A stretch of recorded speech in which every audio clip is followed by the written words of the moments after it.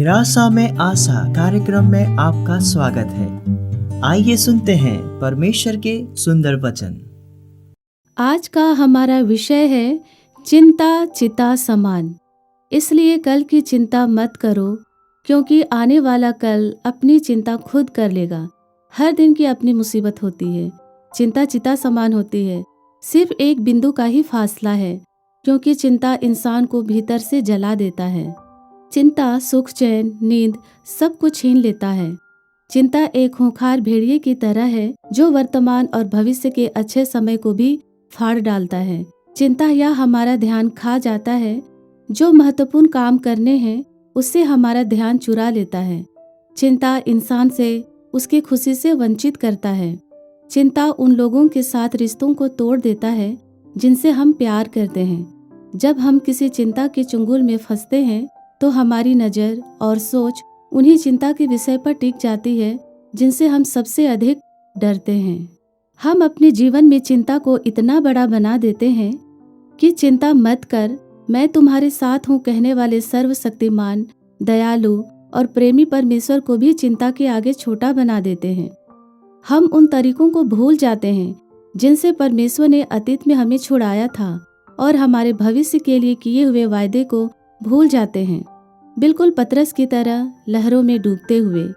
एक बार यीशु रात के चौथे पहर झील पर चलते हुए अपने चेलों के पास आए।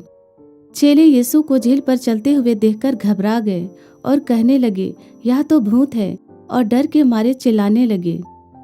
तब यीशु ने तुरंत उनसे बातें की और कहा, ढाढ़स बांधो, मैं हूँ, डरो मत।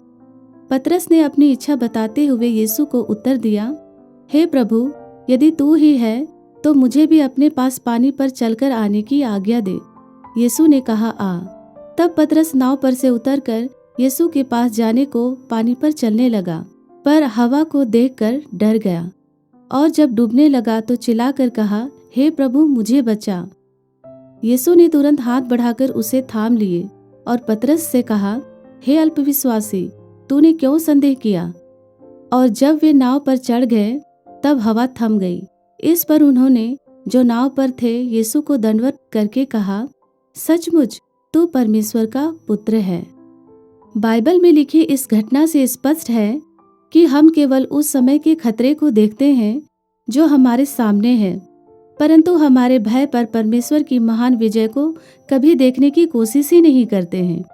यीशु मसीह ने अपने चेलों को सिखाया कि चिंता ना करने का उपाय है हमारी आंखों को परमेश्वर के राज्य की ओर लगाए रखना, अपनी आंखों को लहरों से उठाना, परमेश्वर के राज्य को जीना हमारा पुरस्कार बनाना, और परमेश्वर के साथ हमारा सही रिश्ता होना हमारा लक्ष्य होना चाहिए।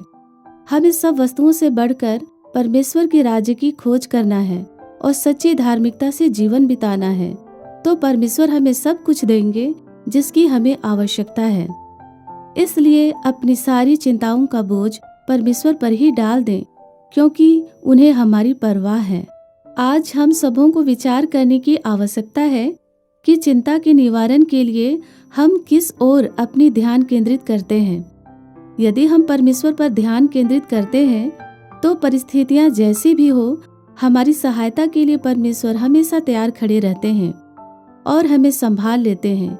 जैसे डूबते हुए पतरस ने यीशु को सहायता के लिए पुकारा और मसीह यीशु ने अपना हाथ बढ़ाकर पतरस को थाम लिया था। इसलिए चिंता ना करें, परमेश्वर ने हमारी जरूरत की हर चीजों के लिए प्रावधान किया है। परमेश्वर की प्रतिज्ञा पर टिके रहें, उन्हें धन्यवाद दें और उस कार्य के लिए अपनी ऊर्जा बचाएं जो परमेश्वर ने हमें अपने स्वर्ग राज्य के लिए करने को दिया है। अर्थात परमेश्वर के राज्य का अधिकारी या वारिस होने के लिए जो कार्य इस पृथ्वी पर करने की जिम्मेदारी परमेश्वर ने हमें दी है, उसे पूरी पवित्रता, सच्चाई और ईमानदारी से कर सकें। जब हम प्रार्थना करते हैं तो प्रावधान की प्रतिज्ञा के लिए परमेश्वर का धन्यवाद करें, चिंता छोड़ दें और आज आपके लिए परमेश्वर की इच्छा पर पूरा ध्यान दें। आज आपकी चिंताओं के ऊपर विजय देने के लिए परमेश्वर आपकी सहायता करें।